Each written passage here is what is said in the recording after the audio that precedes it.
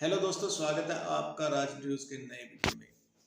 दोस्तों, भारत और सऊदी अरब की बढ़ती नज़दीकियों से पाकिस्तानी मीडिया आग बबूला हो गया है। सऊदी अरब भारत के अंदर $100 बिलियन की इन्वेस्टमेंट करने जा रहा है, जबकि पाकिस्तान ने सऊदी अरब से $3 बिलियन भीख मांगने के लिए गुजारिश की है। दोस्तों, सऊदी अरब के आर्मी चीफ ने भी पिछले दिनों भारत का दौरा किया और पाकिस्तान की 1971 की सरेंडर की तस्वीर को देखकर पाकिस्तानी मीडिया पहले ही बहुत परेशान था। अब भारत और सऊदी अरब के रिश्तों को लेकर और पाकिस्तान और सऊदी अरब के रिश्तों को लेकर पाकिस्तानी मीडिया में हो रही इस चर्चा का ये वीडियो आखिर तक देखें और प्लीज हमारे चैनल को सब्सक्राइब करना ना भूलें। जय हिंद, जय भारत। एक और अहम डेवलपमेंट हुई हमारे पड़ोसी मुल्क भारत में और वहां पर दौरा किया सऊदी अरब के आर्मी चीफ ने। ये दौरा क्यों अहम था और तारीखी था? क्योंकि ये किसी भी सऊदी आर्मी चीफ का भारत का ये पहला दौरा था, इसलिए इसे तारीखी करार दिया जा रहा है। और अगर आपको याद पड़ता हो तो दिसंबर 2020 में जो भारतीय आर्मी चीफ हैं उन्होंने भी पहला दौरा किया सऊदी अरब का। और ये जो कुर्बतें हैं सऊदी अरब और भारत के दरमियान, ये चंद सालों से इनके दरमियान बढ़ रही हैं। और इस दौरे के अंदर जो जाहिर है कि जो मीटिंग्स हुई वहाँ पे सऊदी आर्मी चीफ की जो उनके काउंटर पार्ट हैं भारत के और बाकी हुकाम से, जो इसके अंदर और जो एक सिग्निफिकेंट पहलू था वो ये था कि जो उनकी भारतीय आर्मी चीफ के साथ मीटिंग हुई, जिस जगह पे वो मीटिंग हुई तो उसके बैकड्रॉप में आप देख भी सकते हैं वहाँ पर वो तस्वीर आवेज़ा है जो ढाका फॉल से मुताल्लिक है। और ज़ाहिर है कि पाकिस्तान के लिए वो कोई खुशगवार यादें नहीं है। और इसमें जो एक और अहम पहलू था, चले वो भारतीय मीडिया ने उस तस्वीर को तो ज़रूर हाईलाइट किया, लेकिन जो सऊदी मीडिया है, जो स्टेट रन मीडिया है, उन्होंने भी उस तस्वीर को इस्तेमाल किया, जिससे ज़ाहिर है कि कई सवालात जन्म लेते हैं। क्योंकि सऊदी अरब और पाकिस्तान के बड़े ज़बरदस्त ताल्लुकात हैं, तो क्या सऊदी अरब के आर्मी चीफ को और सऊदी हुकाम को पाकिस्तान की सेंसिटिविटी का ख्याल नहीं था?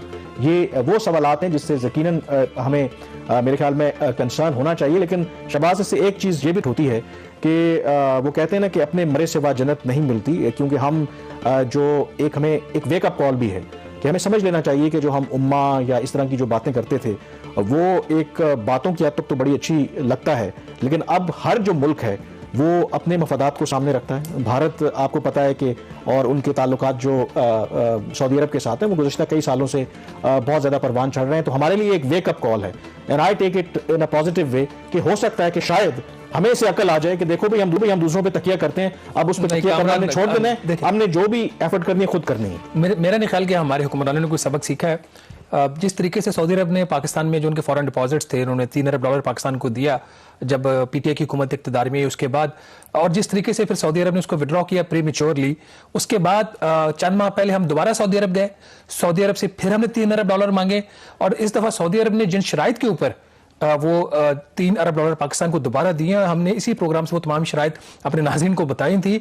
और जब मैं वो डॉक्यूमेंट रीड कर रहा था तो मुझे लग नहीं रहा था कि सऊदी अरब की तरफ से शर्त है या किसी और मुल्क की तरफ से शर्त है।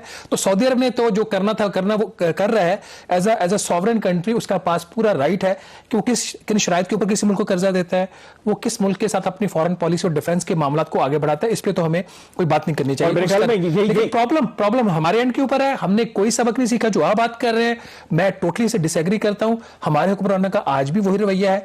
हमने उन शराइत के ऊपर दस्तखत किए कि 72 घंटे में सऊदी अरब पैसे वापस ले सकता है। और ना सिर्फ वो, अभी जब प्राइम मिनिस्टर चीन गए हैं और चीन फिर हम आगे कशकोर लेके चले गए। हालांकि मेरे ज़राए ने मुझे बताया कि एक अहम वफाकी वजीर जो इस दौरे में साथ थे, उन्होंने एडवाइस किया था हुकूमती मेंबरान को कि आप चीन से जाके कर्ज मत मांगे, आप उनसे तजारत की बात करें, आप उनसे सरमायाकारी की बात करें।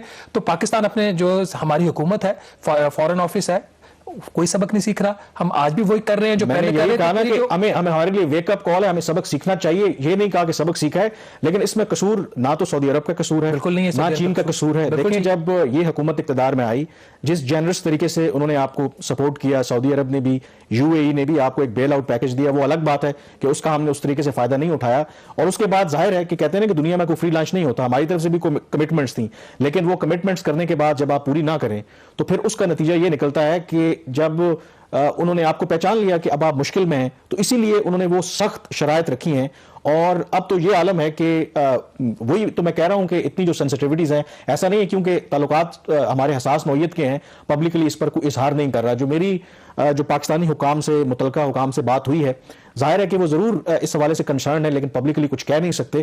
اور محتاط انداز سے وہ یہ کہہ رہے ہیں کہ یہ ممکن ہے کہ اس کے اوپر ابھی کام ہو رہا ہے کہ ہم خاموشی کے ساتھ کم از کم اپنے جو کنسرنز ہیں وہ سعودی عربیہ تک پہنچائیں, کہ یہ جو تصویر والا معاملہ ہے کہ ایٹ لیسٹ یہ سینسٹیوٹیز کا تو خیال رکھیں. یہ کتنی افسوسناک بات ہے کہ ہماری جو اس قسم کی چیزیں فورن پالیسی ہے وہ سمبولک چیزوں پہ آ کے رک جاتی ہے. آپ نے بھی بتایا سمبلزم میٹر کرتی ہے نا, میٹر کرتی ہے, لیکن ایک ایسا ملک جس کا خزانہ خالی پڑا ہوا ہو, جس کی فورن پالیسی نہ ہو, جو اپنی انٹرنیشنل کمٹمنٹس کر کے پیچھے ہٹ جائے, جس کے دوست اس سے ناراض, اس کے دشمن ہوتے اس سے ناراض ہونا ہی ہے, تو وہ ایسی چیزوں پہ آ کے رک جائے. کہ دسمبر 2020 میں آپ نے فرمایا کہ انڈین آرمی چیف نے سعودی عرب کا دورہ کیا, اس وقت ہم نے پروگرام اس کو ڈسکس بھی کیا تھا.